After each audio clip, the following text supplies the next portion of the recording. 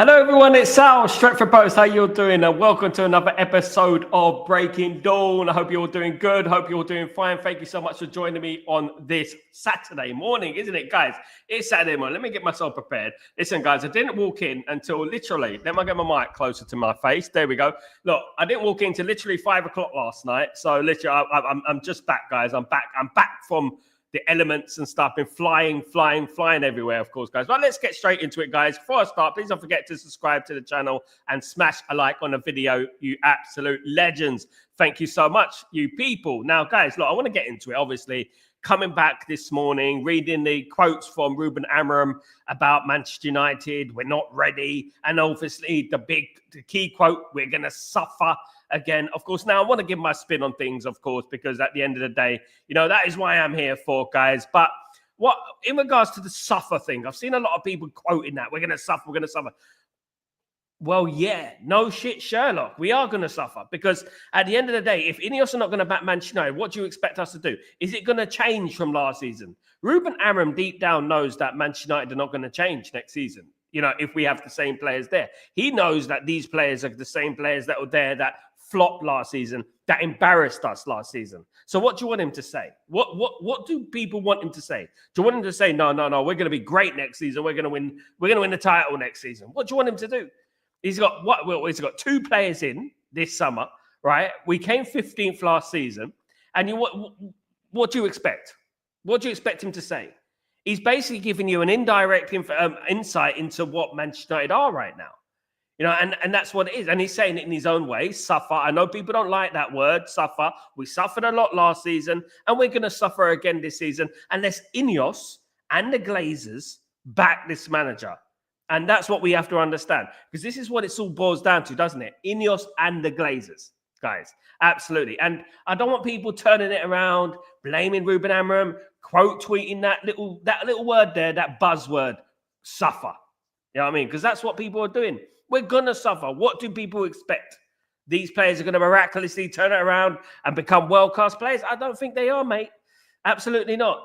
But we'll have to wait and see. And there were some, obviously, telling quotes in there. We're not ready. For example, news about we're not going to sell players on the cheap. Players are going to be leaving on not on the budget. Well, let's see what they can do, because at the moment, as far as I'm aware, we're not selling any players. Obviously, Sancho is close to Juventus, but we're a little bit away from that. Juventus still need to offload a couple of players, and Man United obviously need to sort out a severance still with Sancho as well. So that is a bit of an issue. So we're not really getting players out the door, you know, at the end of the day. I hope everyone's good, guys. Thank you so much for joining me. Let me read through some of your comments. Big up Kenny, big up Darren. How you doing, my friend? Hope you're doing well. What the fuck is going on with our club? Lucky to get top 10 at this rate, mate. Look, you know what? If we got top 10, you know, look, you know, football's a funny game, isn't it? It can change day by day. But the overriding feeling that I have is that these players that are currently there, 90% of the players that are currently there from last season, I don't trust them. I don't trust them to turn it around. I just don't. You know, if they were young players and you know what, they could get better, I would say, well, you know what, give them a chance. But these players are seasoned professionals, internationals, and I just can't see how it gets any better, guys. I really can't. And, you know, unless we sign 6 or 7 players in the summer. As I said before, 6 or 7 players would make a difference. 2 players, it will make a slight difference. Man United will be better next season. But as you said there, Darren, it's going to be 10th better, 9th better, you know, 8th if we're extremely lucky. So what we got to do, we got to sign the right wing back, the midfielder, the goalkeeper, the striker situation. We're not even, you know, if Man United go into next season without a striker, I do not know what to say. The most important position on the pitch that Man United have been lacking for the last 2 years. Right, we had minus goal difference under Erik ten Hag. We've got minus goal difference now. We're not going to address it. That will be absolutely scandalous of the highest order. Embarrassing. Absolutely. Good morning. Big up Darren, by the way. Good morning, Randall. How you doing, my friend? Hope you're doing well. Yeah, it's gone yet. No, he's not gone yet, my friend. There's still a lot of work to do. Morning, Bill. How you doing, brother? Hope you're doing well. Hope you're well. So looking up Sesko, I noticed that Leipzig have a player called Los Openda, who scored 28 goals last season. Why we aren't for him? Let me tell you why we aren't in for players like that, Bill. Because Manchester United are more interested in selling shirts than buying players that are going to be effective for the football team. Man United are very tunnel visioned in their scouting. They're looking at one player and that's it. We're not looking around. We're not scouting. As you know, we hired these guys because they are the best in class. Apparently, they can scout. They could pick up a gem from South America or something like that. But why are we going after the obvious targets? And exactly like you said there, Bill, there's a lot of players. And one of the players I'm going to bring into the show, guys, of course, a player I want to talk about briefly. Is a player named Ermedin Demirovic. Now, apparently, Manchester United have been scouting Ermedin Demirovic. He is a Bosnian international, a forward. I wouldn't say he's prolific, but extremely experienced. 27 years old, currently playing for VfB. Stuttgart, guys. I look at his international record. He's got 4 goals in 34 appearances for Stuttgart. I don't know about it. The thing about Mr. Demirovic,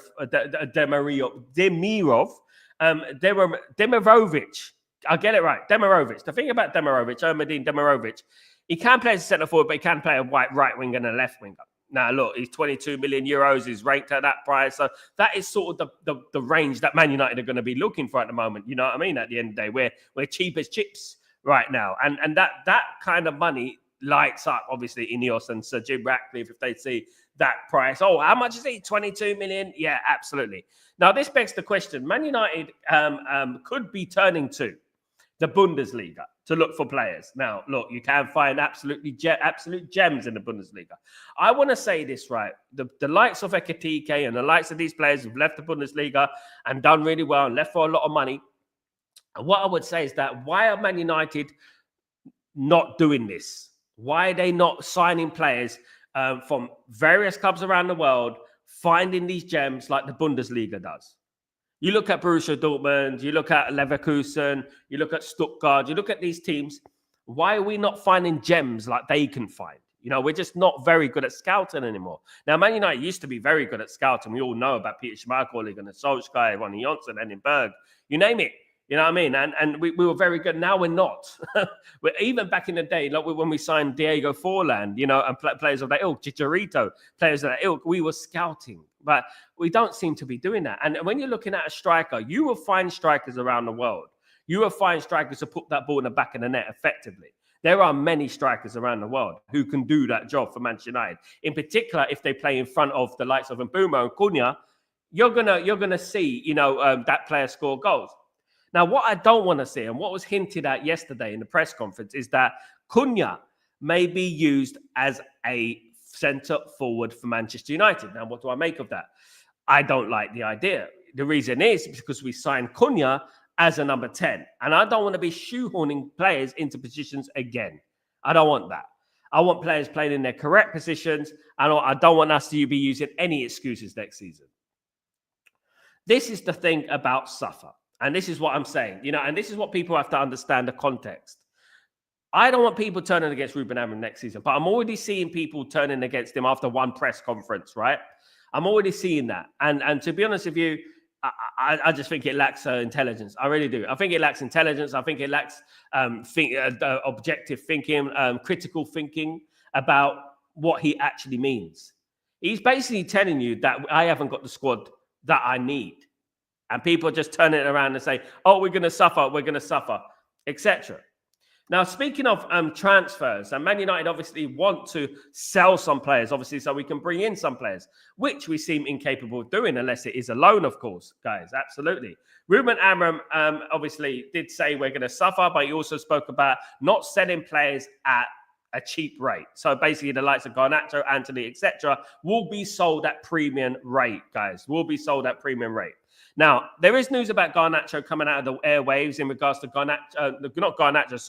There is news about Antony coming out of the airwaves in regards to him being interested in the move to Saudi Arabia. Now, that is quite interesting there. Now, that would be lovely for Manchester United. We have slapped a 50 million price tag on Antony, which is like, you know what? Okay, you know what I mean? That's good. He's worth that because at the end of the day, he had a good season last season. You know, so what happens then? Price goes up, doesn't it? Saudi Arabia are interested in Antony. It doesn't look like Antony wants to play for Manchester United anymore. So be it. He can go to Saudi Arabia. And apparently, surprisingly, he's interested in going to Saudi Arabia, guys. Really, really That would be a massive move, of course. Big up, Bill. He looks very decent and knows where the back of the net is. Scores with feet and head. Have a look. I know who Pender is, Bill. I've heard about him for many years. At the end of the day, Man United just don't do these moves, do they? They're just not moving in this market. They're not doing what they should be doing in this market. And unfortunately, players like Pender, are being ignored. And it's not only Pender. There's many players out there that are being ignored. I can mention 10 off the cuff. That could score goals for Manchester United. There are players there, i.e. the one I've just mentioned, Demirovic. Basically, he's another one that could score goals for Manchester United. But you know what I mean? And I like the idea that Man United are looking at certain players. For example, this player I've just mentioned. But also, what I want to say is that we need to act upon what we're doing. If we're scouting players, act upon it. Look at the goal scoring market. Look at South America. Look at Japan. Look at every country and say, who's the top scorer in these countries? Who's scoring goals in this country? And then what you look at, you say, for example, if some guy plays for FC Tokyo in Japan and he scored 35 goals last season. Take a look. Why aren't they doing that? And that is my biggest concern with them. They're not really looking around. They're not really scouting, finding. I know, all right, understand if they've got a budget. I understand all that malarkey that they got no money, which I don't believe. But anyway, they want to go on that budget train, right? So then go out and look for a player. And then the part of me feels like they don't really want to look at a player, For example, news coming in, circulating is that Manchester United are still interested in Mawani. Now, look, you know what? Mawani was on loan last season to Juventus. Decent player. Again, tunnel vision. A typical player, a typical name that everyone has heard of. Typical, isn't it? Again, it is tunnel vision. And that is what I've been talking about. Players like Mawani. Lots of teams know about Mawani. That's not exactly scouting, isn't it? Now, I don't mind Mawani. I think he's a decent player. I think he's a good link-up sort of player. Is he prolific? Again, no, he's not prolific. Will he improve Man United? Yes. He will improve Man United in that attacking third, absolutely, because Man United are absolutely toothless up front at the moment. It doesn't take much to improve. Now, look, for argument's sake, if Man United do not do the terrible thing and do not sign a striker this summer, who will play up front? Now, there is rumours about Cunha coming in. Obviously, Ruben Amorim admires Xerxes, which is fantastic. I think Xerxes is a good player. I still don't believe Xerxes is a number 10, a number 9. Just score it, sorry. I still don't believe he's a number 9, even though people want to squeeze him into this conversation in regards to that. He's never been prolific. But that would be disappointing if we ended up playing a Cunha up front or Xerxes up front because we couldn't get a striker, wouldn't it? It'd be very, very disappointing and embarrassing, in my opinion. Absolutely. Big up, Helge. What's going on, my friend? I hope you're doing well. Good morning, everyone. Looking forward to a good show. Big up, Helge. Hope you're doing well, my friend. Hope you're blessed. Good morning, Sanjay. Hope you're well. Good to see you. Imam Ritas. Yeah, we know that, Amir. We've heard you many, many times, mate. Honestly, the reaction people had to Amorim's press last night was ridiculous. I'm okay to start the season with the squad. Was he supposed to say, I don't trust this squad? Exactly, Helge.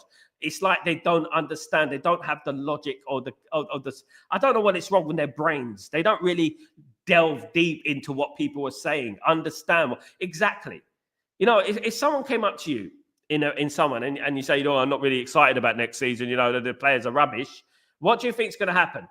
What do you think? Are they going to perform for him? Is that going to be logical to say something like that? It's absolutely ridiculous. And then obviously I turn on, I look at social media. Listen, I was overnight flight. I arrived this morning, 5 a.m, and I saw all those quotes. I saw the suffer all over the airways. And obviously you see the same culprits, the same people, the same content creators saying the same thing. Suffer, mate. Suffer, mate. Oh, get out of here, man. At the end, they just understand what's going on in the context. Of course, we're going to suffer. We're going to suffer because we ain't got the players in that he needs. What do you think's going to happen? What do you think? He's basically telling you, I don't have the squad. I don't have the squad for us to improve. It's the same squad as last season. What do you want me to do? We're going to suffer. It's basically telling you what you want to hear because it is the Glazers and Ineos that are the problem. Bill, did we sign anyone overnight? First, you put in an offer, gets rejected. Another offer spot going on. Ineos goes to the Glazers. Arsenal, okay, and then we've gone by rinse and repeat. This is what happens. I said it, Bill, from before. Man United have got too many chefs in the kitchen. Not only that, we seem to be less and more chefs and more winemakers because we take very, very long in getting deals done and getting negotiations sorted out. Now, as I said many times over the last few weeks, is that Man United will negotiate with a team. They'll go negotiate with a team, get a price. They'll turn around to Joel Glazer. The Ineos will turn around to Joel Glazer. Joel Glazer will speak to Avram Glazer. Avram Glazer will speak to his entourage and his family, and then they'll get back. And the problem is that can end up taking 3, 4, 5 weeks. Yeah, I mean, and that is where we are. We're too slow with everything we do. You know, this summer was supposed to be a monumental summer. I said it before the season ended. This summer is the biggest summer in Manchester United's history. I said it, guys. I said it's the biggest summer in Manchester United's history. And to be honest, it is. I can't think of a summer where it is more bigger than this summer, guys. I can't, because at the end of the day, when you're looking at the context and you're looking at where we came last season and where we could finish next season, it's very important that Man United really smash it this summer. But obviously, we've been let down. It's not going to happen this summer. I can't see Man United absolutely blowing it out of the water. It's going to be a 1 or 2 more players if we're lucky. Guys, absolutely. Stephen, good morning. How you doing?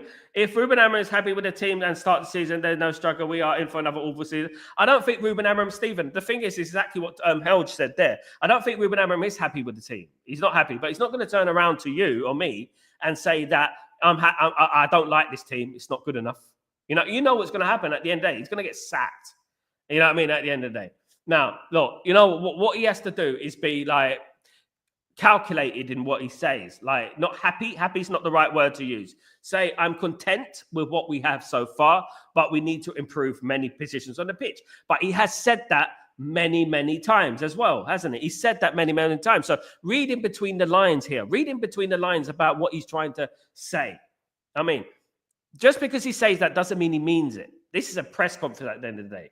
You know what I mean? This is a press conference. The press is just going to eat that up and they're going to throw it out there as he said this, he said that. He said his team's not good enough. How can he say that about his own team? Blah, blah. He's been there before. Do you remember when he said this is the worst Man United team in history? You remember when he said that? Do you think he didn't mean that? He meant that. He meant that this is the worst team in Manchester United's history. And he was proven right that this is the worst team in Manchester United's history. Absolutely. Bill, there's the biggest weakness is his attributes in which accurate and must have pitch in the striker, hold up play with players in back two, poacher position player, link up play, big up Helge, of course. Dembo, good morning, my friend. How you doing? Hope you're doing well. Great to be back, guys. Great to be back. Sorry, there was no shows yesterday, but you know what? I tried my best, but yeah, I was traveling all around. So you know what? I was so tired last night. It was unbelievable. But big up, Dembo. Hope you're doing well. Really good to see you, of course. Big up, Bill. What's going on? Big up, my friend. Opanda is a good player. I really rate him, but I don't think he is the type of the poacher. Man United need a traditional poacher. As I've been saying on this channel for a very long time. Helge has been saying, I've been saying for a long time, Man United need a number 9. This is why we are after the likes of Osimhen. We want Mateta. These type of players who can hold up the ball. Vlahovic, as we said. There's Gonzalo Ramos, as we said. There's even Tony. These type of players that Man United need. Man United need a traditional number 9, a poacher.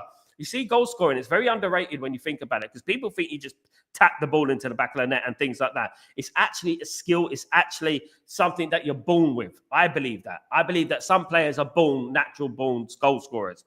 And that is what Man United need, a natural born goal scorers who scores goals for fun. Ruud van Nistelrooy, score goals for fun. No matter what, get the ball in the back of the net. And if I don't score, then the world is going to end. You know what I mean? At the end of the day. Bill, I'd never heard of him until I was looking. Look, at the end of the day, Bill, all you have to do is do your research, and that's it. And in regards to, like, you found a Pender, right? You found a Pender, but that is a good shout. You found a player that Man United who scored a lot of goals, right? Now, look, you look at that and you think, why ain't Man United going after that? And you get distressed, and you think that this is basically what it is. Man United do not want to sign players, regardless of what we think of that player or any other player. Man United do not want to sign players. That is the first thing. They don't want to sign players. They want to pretend they want to sign players. They want to pretend they want to sign. They want to spend money, but ultimately they don't want to spend money. So ultimately, what they want to do, they want to target a player. Some players are unrealistic targets, i.e., Isaac is an unrealistic target for Man United. So when we don't get him, we wasted another week. We spent a week talking about Isaac when we all knew that we weren't going to get Isaac. We all knew we're not going to spend 90 million on Isaac. We know that we're not going to spend 300 grand a week on Isaac. We knew that was going to happen. As much as Isaac would be magnificent at Man United, I can tell you right now, Man United won't sign Isaac. Newcastle won't sell him to Man United. Man United will not pay 90-odd million for him. Man United will not pay 300,000 a week. This is the thing. Now, Man United have now wasted another week talking about Isaac. What Man United should have been doing is scouting players around the world, finding the right player, strikers who scored 30, 40 goals a season in other leagues in the world. It doesn't matter if someone deemed it a farmers league.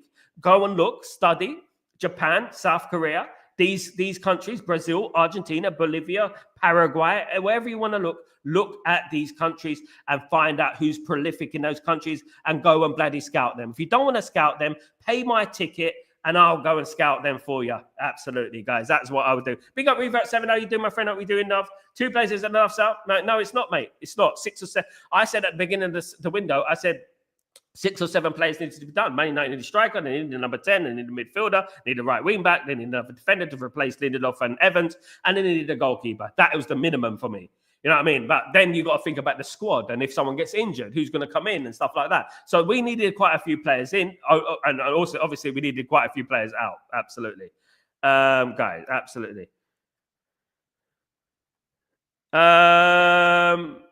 Bill, the famous Timo Werner. Oh my goodness! Look, guys, I want to talk like Timo Werner, for example. Like, let me tell you about Timo Werner and Havertz.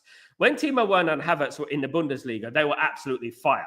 This is why you have to be careful as well. And I'm not saying that you just sign players and that's it. But it's for some reason it hasn't worked out for the likes of Timo Werner and Havertz. And these players are very good in the Bundesliga. Every time you turn on your phone and you see Leverkusen or you see a team and you look at it and it'll be Timo Werner or Havertz scoring goals. It's amazing. Morning, Revert7. How you doing, my friend? Hope you're doing well. Good to see you. Held. In Amorim we trust, but in Amorim I back to leave as if he doesn't get a striker, no accountability. We are saying no consequence for almost being relegated. 1 Sal and only 2 new players. Exactly. Why are we blaming Ruben Amorim for this? Why are people blaming Ruben Amorim for this? Are they not looking at the situation? Forget what Ruben Amorim says in the press conference. What do you want him to say? What do you want him to say? At the end of the day, we're going to challenge for the league next season. We're going to get in the Champions League next season. He's going to be lying to you then, isn't he? We're going to suffer next season. Of course we are. We brought in 2 players, guys. 2 realistic players that can make a slight difference. Very good players. But what do you want them to do? Do you want him to do it, them to do it all on their own? It's crazy, isn't it? Manchester United is owned run by clowns. Absolutely. That is why. I woke up today and being deflated about the state of our club, the team, but remember that Shaw is lean, so I'm a good nudge. Exactly. Why is Luke Shaw still here stinking at the place? Apparently, there's rumours that Luke Shaw might leave the football club. He wants to leave. He wants to play first team football. Wow. Can you believe it? I believe that when I see it. Luke Shaw leaving the football club to find another team to play football. Luke Shaw play football. Goodness me. I didn't know he's a footballer. Absolutely. Absolutely, guys. Dixel, what's going on? To be honest, at the beginning of the transfer season, we should have had to fire Sal 25 million piece full cash prize of horrible for Malacia. At the end of the day, when Man United walked into this transfer window, they needed to be like scary in the transfer window. They need to be angry in the transfer window. And when I say things like that, people are going to turn around to me and say, "Oh, but we got no money, Sal. We got no money." Listen, don't fall for that old chestnut. Don't fall for that nonsense. We got no money. Stop talking nonsense. Man United have got money. Man United got money. They hide money. They don't want to spend money. There's a difference between that. They don't want to spend money. Jim Ratcliffe was going to purchase Chelsea for 5 billion. He put 1 billion into Man United because it was part of the deal, by the way. And where did that 4 billion go that he was going to put into Chelsea? That's what I wouldn't know. Yeah. We are going to suffer again, Kenny. What do you expect him to say, Kenny? We are going to suffer. You know, we are. With this team, he's going to suffer. So basically what he's telling you there, if you read between the lines, he's telling you that this team is not good enough. And we know that it's not good enough. We know if we go into next season with that same bunch of players, added Cunha and Mbeumo, right? We're gonna struggle next season. We know that because we got 2. We got 2. We might move up the league, as we said. Someone said earlier in the chat, we might move up to 10th. You know what I mean? But we're not going to move any further than that. Dabby says, good morning. How are you doing? So I came across a few Ghana's behind-the-scene clips. At some point, he's distanced himself from Hungary himself. The ego took over, and he was arguing with teammates. Thought he deserved back over. He was arguing with teammates. I'm not sure about what happened with Ghana, to be honest with you, mate. But one thing what's happened with Ghana is that there's been a lot of negativity surrounding Garnacho, unfortunately. Ever since last season, there's been obviously problems with the fans. There's obviously been problems behind the scenes as well. Maybe his ego is a bit of a problem. Of course, guys, there's a lot of talk about Garnacho's ego and stuff like that. And fair enough. Do you know what I mean? At the end of the day, some things just don't work out, Dabasas, and sometimes you just have to cut your losses. If Garnacho don't want to play for the football club, just like Ruben Amorim said, if he doesn't want to play for the football club, he can leave the football club. And you know what? But we're not going to sell them on the cheap. Teams have to pay the money for them. Absolutely. Helge, Ruben Amorim, we need to be really careful when we sign players. If we start the season with a squad, I'm happy. People are so low. I mean, Kelge, you know, when I see people and they use sensationalist headlines, they use the same old quotes. I've seen about 1,000 of them doing it this morning. Unoriginal, same quotes, same thing. You know, goodness me. I cannot fathom. Do you know what I mean? Absolutely. People, Man United, right? When we used to sign players back in the day, right? Man United used to look at the personality of the player. They used to look at what they do for a living. They used to look at if they're married, what their lifestyle's like, what they like to eat, what's their hobbies. We used to do that. We used to get to know the player. And I think that's very, very important. Guys, it is not just about looking in Europe. As I said, this is what scouts are for. It's not just about looking in Europe, looking around the world and finding a player that scores loads of goals. It's also about learning about the player, who the player is. Is he injury prone? You know, what's his lifestyle like? Does he like to party? Things like that as well. You have to look at that as well. It's not just about A, B, C, but that is what good scouts do. They scout everything about a player. They scout the player's IQ. They scout the player's adaptability. They scout the player's injury record. We are unable to do that. And that is what I'm saying. There are still players out there that fit the mold, fit the personality, and have the IQ to play for Man United, but we're not doing it. And that is the biggest concern. Big up, Helge. Good morning, Sal. Amorim set to foul. Speaking the truth, absolutely, Natty. And you said it there fantastically well. Amorim is set up to foul. He is set up to foul. No matter how you look at it, they are setting him up to foul. You know what I mean? And that is the biggest disappointment for me. Now, look, you know what?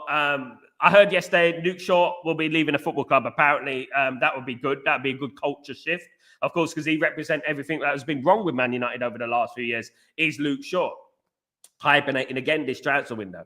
But I don't believe he's going to leave. I don't believe that he will leave this summer. Definitely not unless someone comes in with an offer, which I don't think is going to happen. I mean, can you imagine the team coming in for an offer for Luke Shaw? They must be crazy. You know what I mean? He doesn't even play football. And you're meant to sign footballers, not bloody cripples. So, look, you know what? What I would say is that he's speaking the truth, Natty, and that is exactly how that's how you should phrase it. That's exactly what you should say, Natty. Exactly right. He's been set up to fail. Exactly right. That is the quotes that should have been coming out of the media, not the suffer thing. He's been sent up to foul, and he's basically telling you, by saying the word suffer, he's telling you he's been set up to foul. Read between the lines. Be smart. Read between the lines. And that's what I say. Big up, Natty. Great comment, my friend.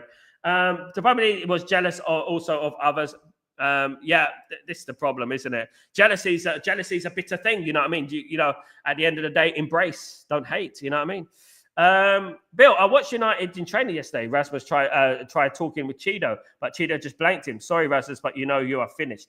Look, at the end of the day, what is going on with Rasmus? There's a lot of stories going on the pitch that they don't pass the ball to him, they ignore him and stuff like that. Now, what do you think about that? Why? But I would say this to you, Bill, and I will say this like in a way of being a decent human being. Number one, as a footballer, you always got to be a decent human being. Whether you rate a player, whether you like a player, Teddy Sheringham and Andy Cole didn't like each other, but I know they're a completely different level. But what I would say is this, right?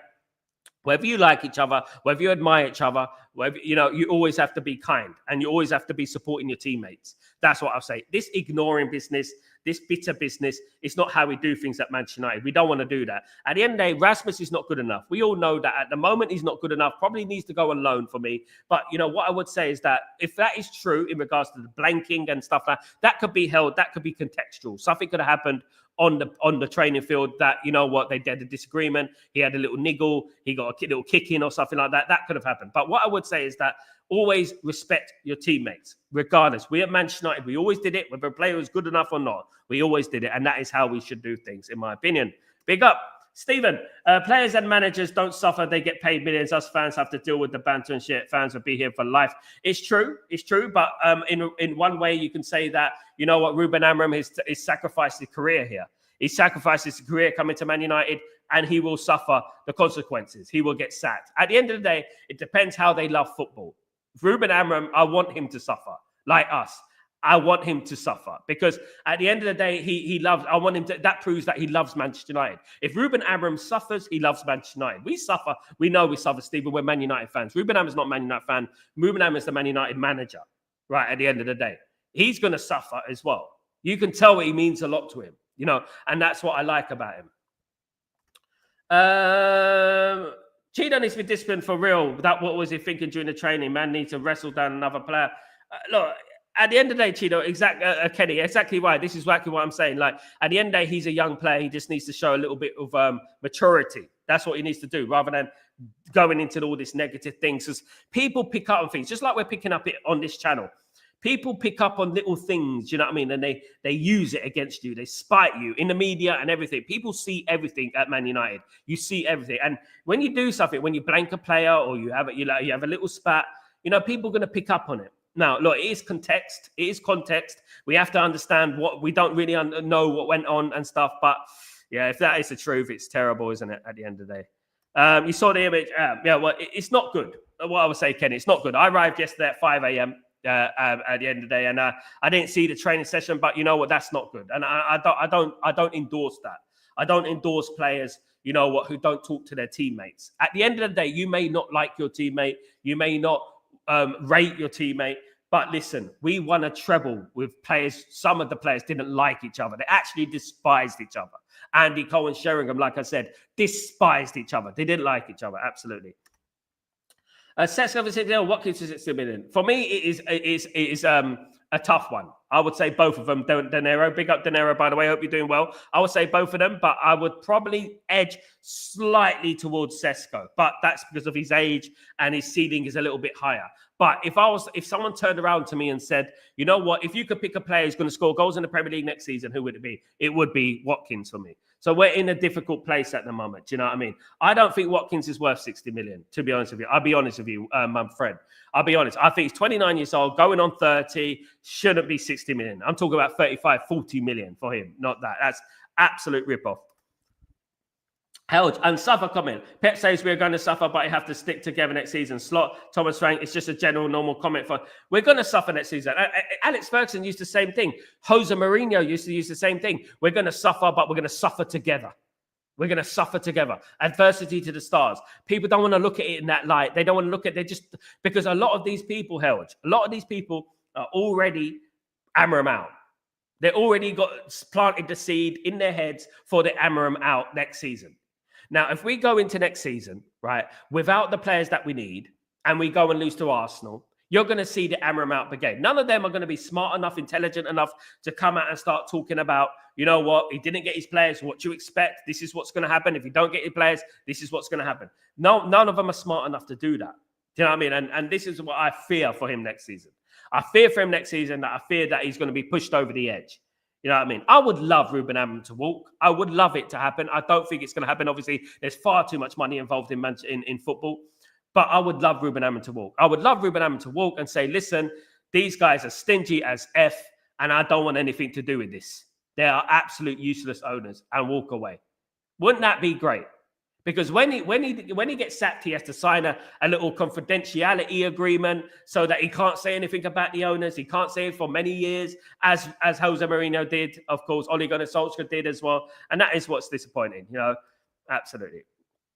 Natty, Sal, if Mainu is not getting any minutes, can you see him getting midfielders, strikers, and goalkeepers? If Mainu's not getting any minutes, can you sell him to get more midfielders and goalkeepers? Of course, Man United can sell him. They can. And it is a full profit because it is obviously the homegrown talent, of course. But what I would say is that it would be disappointing to sell Kobbie Mainoo. It would be. But would you sell Kobbie Mainoo to invest in the midfield, to invest in a goalkeeper? I admire Kobbie Mainoo. I like Kobbie Mainoo. He's a good midfielder. And I don't think we should be sending players like Kobbie Mainoo to fund this. You know, unfortunately, we should have enough money to fund a midfielder and stuff like that. Now, this is obviously a very, very touchy subjects to some people, because there are some Ineos FC, Ineos lover boys, lover girls out there who they can't do anything wrong, and they're making excuses for them every single time. They're making excuses. And to be honest, if we sold Kobbie Mainoo, it would just be disappointing, because that would mean that we would have sold Garnacho, we would have sold Kobbie Mainoo. 2 players, technically, from the youth team. Obviously, Garnacho was in Atletico Madrid, but obviously he grew up at Man United, and it would be very, very disappointing. But obviously, if Man United sell players, we could theoretically bring in players. But do you trust this ownership, if we sold a Mainoo, right, even if we sold a Garnacho, to reinvest that money into the team? Do you think they're going to do that? Do you trust this ownership? And that is the biggest thing that I would say. I don't trust this ownership, Natty. I really don't. I don't trust them. No, they have to prove to me. They have to help me trust them. Help me trust you. That's what they're doing. And they're not doing that at the moment. Bill, Kenny, I want a forward with attitude and a. And this is exactly, Bill. Why were we talking about Mitrovic yesterday, day before yesterday? Why were we talking about even Tony? We were talking about this because attitude. We were talking about this because of ruthlessness. You know what I mean? At the end of the day, you know, but attitude on the right things, attitude on the pitch. And these guys show it on the pitch, right? And that is what I'm talking about. Absolutely. Helge, without being too degrading, 90% of the fan base I wouldn't trust to be able to twist their doorknob. Absolutely. It continues to shock me every day how people are taking things literally and can't read to the lies. Listen, Helge, look, as I said again, look, you know what? I arrived back in the UAE this morning, 5 a.m. I've had no sleep, right? I took it upon myself to look at the news, look at what's being said, and I'm like this. I'm looking at the phone and like shaking my head. Oh my God. Like, you know, these guys are just on a lost cause, you know? And then I've seen the videos, the quote tweets, the this, the that. And I'm like, goodness me, can't you guys understand? Are they actually that thick? Really? You know, and unfortunately it is. Unfortunately they are. They're really, really dim. They are up there. Nothing's there. Someone needs to turn on the lights. It's not there.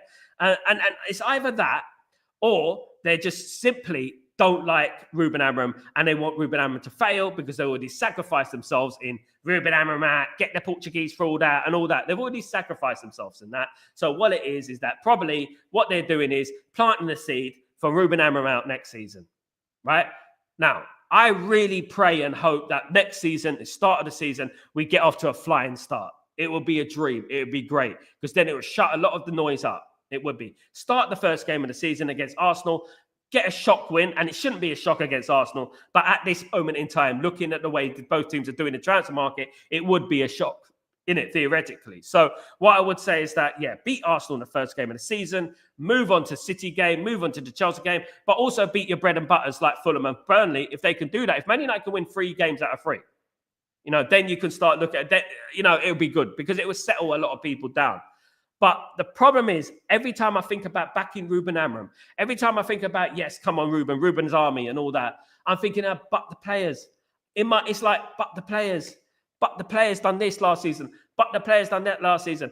Manchester United players embarrassed me last season. They embarrassed me last season. I was embarrassed, you know, at the end of the day. So I cannot turn around to them and believe in them.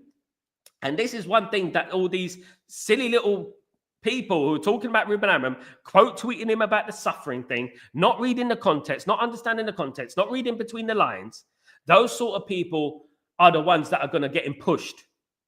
They are the ones who are going to do it, because they're the vocal minority, and they're going to carry on doing it because they already sacrificed themselves last season. And as we know, with people who lack intelligence, they can't change their opinions, even if there's evidence to do so. You know, and we all know the culprits who are going to do it. We know who's going to do it next season. We know those people who are going to be, Amorim out, get him out, he's a ball fraud. They can't blame the signings. That's what they're going to do next season. Exactly. Like, you're going to say, you're going to hear it. You can't blame the signings. You can't blame Ineos. You can't blame them. What they meant to do. You're going to see that next season, unfortunately. I'm not going to do that. Helge is not going to do that. I'm not going to do that. We may be disappointed one time. We may say that he should have played this player. We may criticize. And that has been the case ever since I was a Man United fan when I was a child. That's been the case. You can critique. But we're not going to be jumping and saying Ruben Amorim out, because we're not going to forget about this window here. We're not going to forget about this window. We're going to remember this window, because this is the most important window in Man United's history, in my opinion. What are we doing? We're treating it like it's one of the most irrelevant transfer windows in Man United's history. Big up, Helge. Natty. Sal, why will not United once go get this owners out? I mean, I think we've been fighting for that for a very long time. Yes, Blood, Kenny. Remember Ruud van Nistelrooy and Ronaldo fighting during the tour and so had to come on the field and take them both off the fence. Yeah, but look, at the end of the day, these things happen. Do you remember when John Hartson kicked Al Berkovic in the chin? Do you remember that? West Ham United. Ruben's statement that will become the remaining 4 player to the squad because we can't push them to go in pennies better to get the best possible money for them. Yeah, look, at the end of the day, he's right. I mean, we shouldn't be selling that Anthony for 30 million. He's worth 50 million. Why should we do that?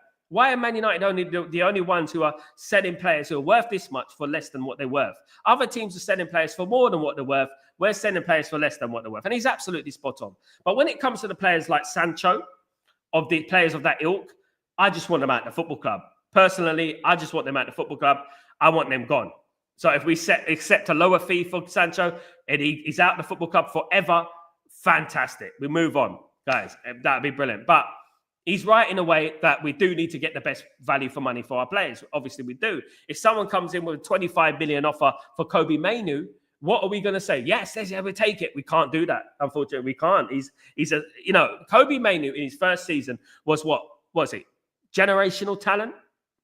Every one of us were excited about Kobe Mainoo. He doesn't turn into a bad player next season. So just because he had a bad player season last season doesn't mean that we sell him for a cheap price. Exactly. You know what I mean? So at the end of the day, Man United need to be shrewd. And Man United need to sell the players they need to sell and for the price that we need to sell them as well. Because we need to look after ourselves as well in the transfer market.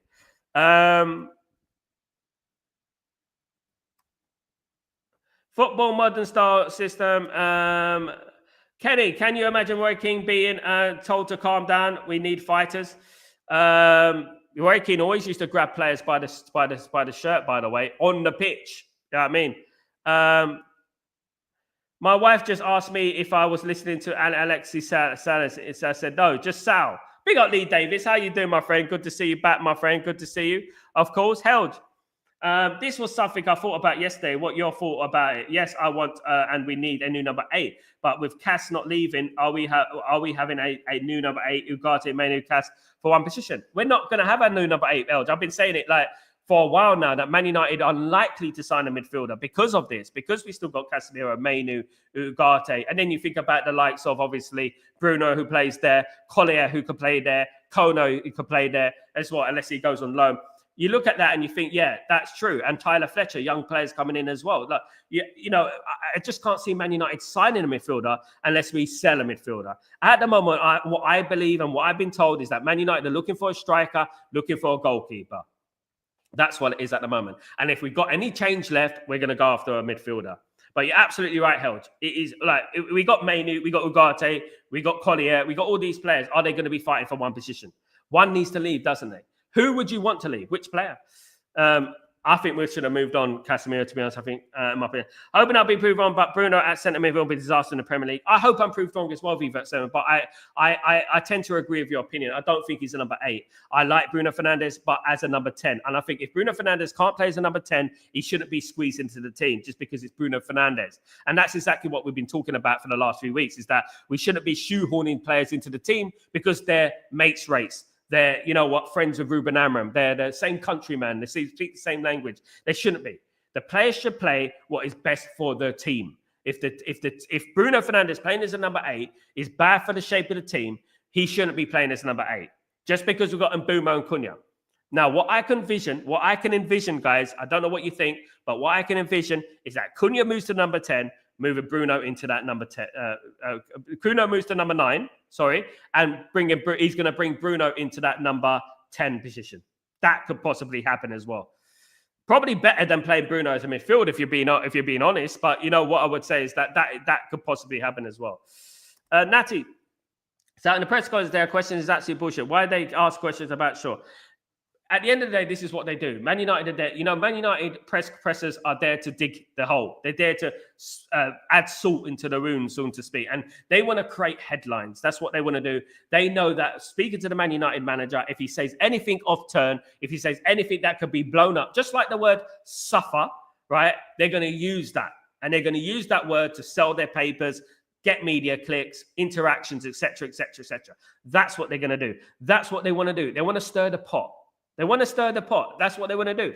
And at the end of the day, everything Ruben Amorim says, whether he's super positive, or whether he's negative, if Ruben Amorim came in yesterday, guys, let me just give you an example. If Ruben Amorim walked into the presser yesterday and said, you know what, next season, I feel like we're going to challenge for the title. I feel like we're going to get into the Champions League. I feel like we're going to win a couple of trophies. It's going to be peak next season. Watch next season. If he'd done that, people would turn around to him and say, he's delusional. He's lost the plot. Does he know that we still got these players playing for him? You know, he's out of his depth. He's talking absolute rubbish, right? But when he talks the truth and says, we're going to suffer, why is he saying suffer, man? Why is he saying that, man? Why is he saying we're going to suffer again, man? Who do you think we are? We're Manchester United, man. At the end of the day, you heard it. You've seen it. You've seen it yesterday. Like at the end of the day, he's in the road to nowhere. Whatever he says in a press conference, people are going to twist it whatever the way they want. So the best thing for Ruben Amorim to do is be blunt and straight down the middle. And that's how I think Ruben Amorim should approach these press conferences. Blunt, straight down the middle. We hope, we aim, we want is what Ruben Amorim should be saying. We need. Those are the words we should be saying. We need more. We haven't got the squad, but we're going to try. But we definitely need more. And hopefully we can bring in some more transfers. Those are the sort of things I want to see. But you know that's not going to happen, do you? You know, if he says that, it's going to upset Jim Ratcliffe. Jim Ratcliffe is going to get more wrinkles on his already wrinkly face. He's going to say that. You know what I mean? And to be honest with you, I don't read too much into these press conferences. I don't read too much into them because we know that these press conferences can be manipulated. You know what I mean? And you know what? Whatever he says, whatever manager it was, whether it's Sir Alex Ferguson, Ole Gunnar Solskjaer, Erik ten Hag, they're going to twist what he says. He's already been honest once. You remember he said, this is the worst team, Manchester United team in history. What happened then? Rashford, all them people crying. How can he say that? You know? Absolutely, my friend. Absolutely, Stephen. Dixel, exactly. What happens to the scouting? We've never been that good at it. But the occasional organisation on Chicharito is good. But that's 14 years period between two. That's far too long. Look, Alex Ferguson used to scout pretty effectively. You think about Dennis Irwin, Roy Keane to an extent. I know he went for a record fee, but we moved him into midfield. Gary Pallister, Steve Bruce, Paul Parker. You can go on and on and on. Lee Sharp, Dion Dublin came from Cambridge United. You can go on and on about players we scouted under Alex Ferguson and players we brought in under Alex Ferguson. It was okay then. That was under Alex Ferguson. But we were doing that under Alex Ferguson's guide. Yes, he got it wrong. But we've completely gone zero in regards to scouting. There's nothing going on in regards to scouting. We're not, there is the odd aid in heaven. And of course, there's going to be players like that. There's going to be young players. But we're never signing a 23, 24-year-old goal scorer like Diego Forlan from Uruguay who can score goals. And you think, who's that guy who scored 25 goals last season? Never heard of him. The Uruguayan. What's his name? You know what I mean? That sort of signing. And we haven't done that for a long time, unfortunately. Especially in the recent times. Mickey, good morning. A manager on a 21-year contract is the reason why he get Bruno. He knows that Andre the winner would have gone away building a team, but he doesn't have time, unfortunately. It's a good point, Mickey. He doesn't have time. Deep down, do you think he knows? He probably knows that he doesn't have much time at Manchester United in regards to what's he going to do if he sold Bruno Fernandes. But at the same time, if we sold Bruno Fernandes, can we guarantee that money would have went towards the team? Can we guarantee that we would have invested all that money in the team? Can we guarantee that? Imagine we sold Bruno and we didn't invest that money in the team. Imagine that happened. You know what I mean? Be outroar, wouldn't there? Vindaloo. We all love Vindaloo. What's all that about? Me, my mum, my dad, my gran off to Waterloo. Me, my mum, my dad, my gran, and a bucket of Vindaloo. Yeah, absolutely. I'm saying that with an Italian top on. Good morning, sir. Good morning, Saviour. How you doing, my friend? I hope you're doing well. Is needed a striker for us. We need goals. Cunha and Buma and Buna Ahmed. And if struggle to see goals this season, I agree with you, sir. But I think to complement those players, I agree with you. It would be absolutely a godsend, of course. if you get what I mean, I want Nuno, but I feel if we bought Aguero, we'll have 6 players fighting for one position a week. Doesn't actually work. Cash won't leave. I've used so many as well. I agree with you, Helge, but I think Man United do need to fix the striker first and foremost. But what if you were put with a gun to your head, if you said that, you know what was Man United's biggest problem for the last 2 years, right? Scoring goals. Fix that. That's what we need to do. Now, we got Mbeumo and Cunha. Fantastic. 2 creators for goals. It's 20 goals for Mbeumo, 15 goals for Cunha.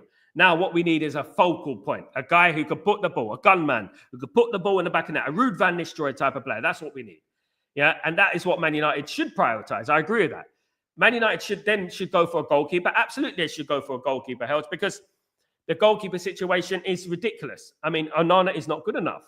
You're not going to teach a 27-year-old Onana to suddenly become prime Schmeichel. It's not going to happen, is it, at the end of the day? So a striker and a goalkeeper and whatever other bonus we get, I'll take. I do think we need a right wing back. I know, guys, I know what people are saying. We need a right wing back. There's obviously Vanderson out there. We're probably going to lose out on Wesley, who's a very good player as well. But we know that we need a right wing back, in my opinion, as well. And I think that's been neglected a little bit. Big up, Coco. What's going on, my friend? Hope you're doing well. The crazy part is the fans are not even asking for much. Just be a proper club. Be about something. No, we are run by headless chicken. Man United fans don't ask much, Coco. Exactly. We could turn around and say we need 15 new players. We need a brand new squad. We need this player, this player, this player. We could be like that. But Man United are basically saying being like realistic as well at the same time. We're very understanding. I think sometimes we're a little bit too understanding. I think that we shouldn't just believe everything that is blurted by Ineos.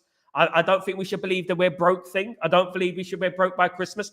The sensationalist little headline, all damn lies right there. I don't think we should believe that.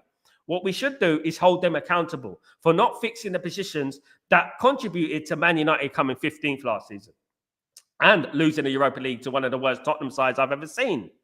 You know, so what I would say is this, right? How would I say it?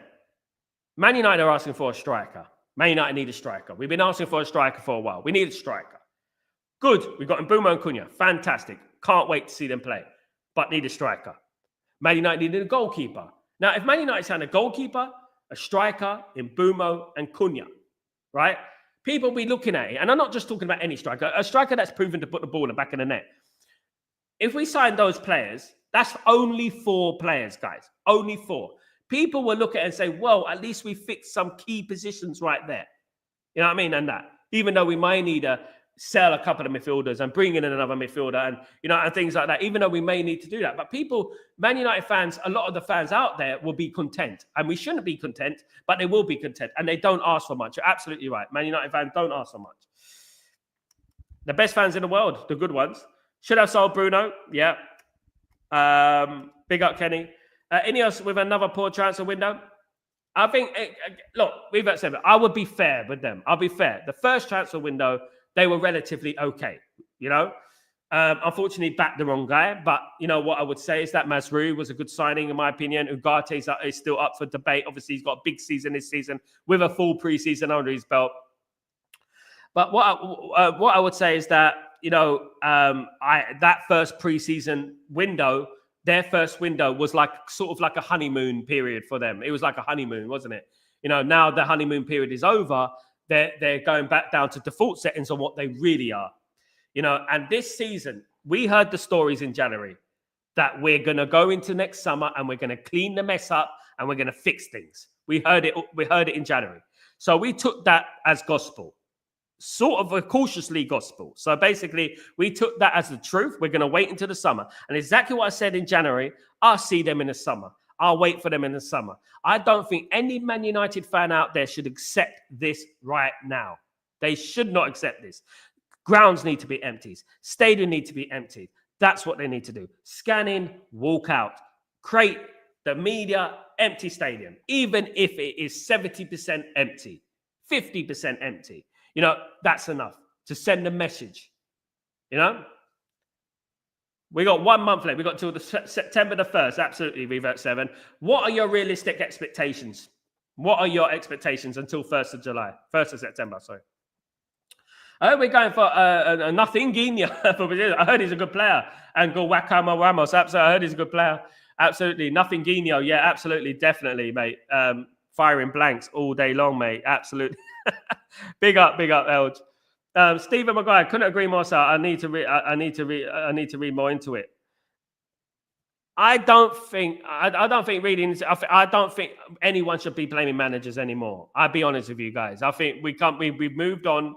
Stephen, Glazers out, Ineos out all day long. I put my reputation on the line doing that whilst the takeover process was going on. I know exactly what that means, and I was there with my green and gold scarf in 2005, right?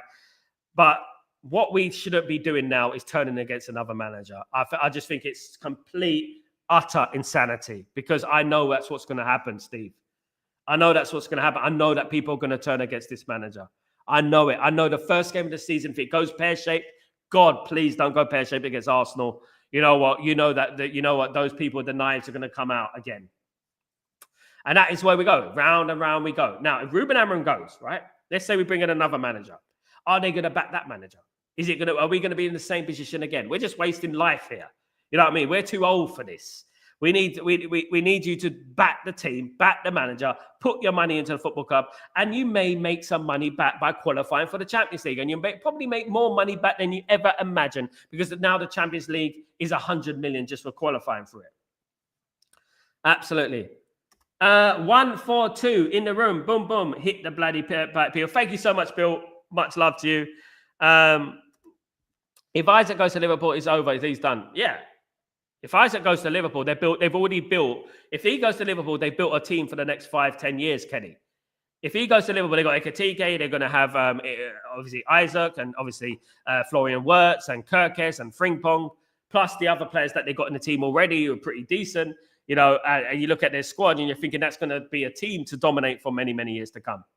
Sadly. And it pains me to say that, but they're doing things right. And one thing you have to say about Liverpool, they put the money where their mouth is. They're doing things right. Do you know what I mean? For them. Good morning, Asif. How you doing, my friend? I hope you're doing well. I hope you're good. Morning, and some members. So how many Premier League titles United won? How many gigs he won?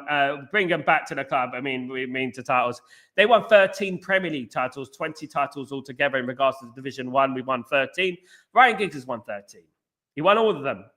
He won all of them. Yeah, he won all the Premier League titles with Sir Alex Ferguson. So, yeah, look, at the end of the day, yeah, it would be lovely to win the league again, Asif. I would love you to be on the channel, every one of us to be on the channel and witness Man United winning the league again.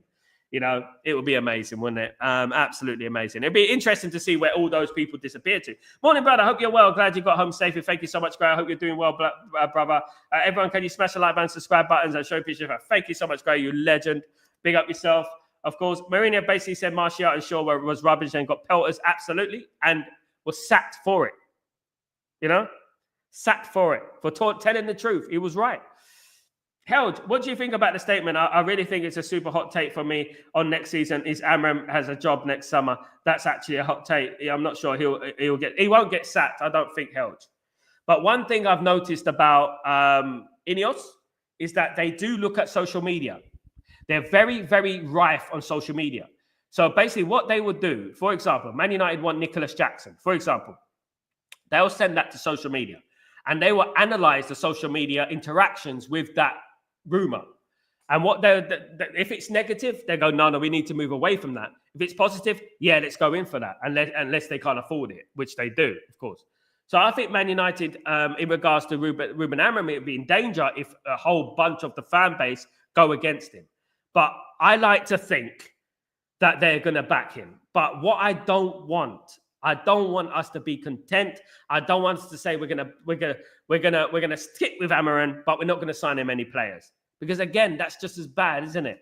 He needs his players to work in the system. We need Man United to win football games. That's what we need, and that's what I don't want. I want them to back to stick by Ruben Amorim and stay loyal to Ruben Amorim, but I also don't want them to be like, you know what, not backing him with transfers. Do you know what I mean, Helge? Absolutely. But again, Helge, if they did sack him and it would cost them a lot of money, it's going to be the same old question, isn't it? Where they get the money from?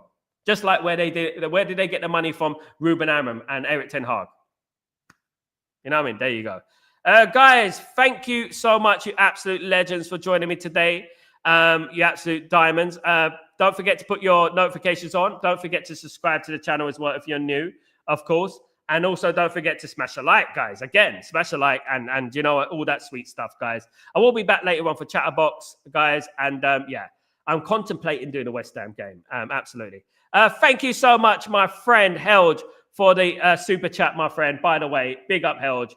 Flick the muffin, as usual. Man United definitely need to do that during this preseason. Absolutely. Ineos need to flick the muffin. Everyone needs to flick the muffin every once in a while. And what I would say is that big up Helge and big up this great, great community, guys. Guys. Absolutely. But guys, thank you so much for joining me. You absolute legends. And don't forget to subscribe and smash a like on the video. Big up Tybor. Good morning. How you doing? Things can change in a big of night of football. We can't just always be down. I am still positive, but the fact that Glazers are doing everything in their power is back all the time. At the end of the day, Tybor, what we have to say is that we can't be overly negative, exactly overly pessimistic. It's not good for your health. But we also can't be overly zealous as well, because that is also just as damaging. We have to call things down the middle for what they are, isn't it, Taiwo? Call things down the middle. Call things for what they are, you know, and that's what we do. Absolutely, guys. Thank you so much. Big up, Taiwo. Good to see you back, my friend. Hope you're doing well, of course, guys. And thank you, everyone who joined me today. Sorry I can't read out all the messages. Thousands there. Thousands upon thousands. Thank you, absolute legends, guys. I'm Sal Warner. This is Breaking Dawn, and I'll see you on Chatterbox, guys, where we get more positive insight into Man United. And we'll tell the truth, guys. Absolutely. Don't fall for the nonsense. Don't listen to those clowns out there. Oh, the suffer, man. We're going to suffer, man. No, don't listen to it, guys. Stretford Post is the place to be. We call it as it is. Take it easy, guys. Have a great day. See you soon. Peace.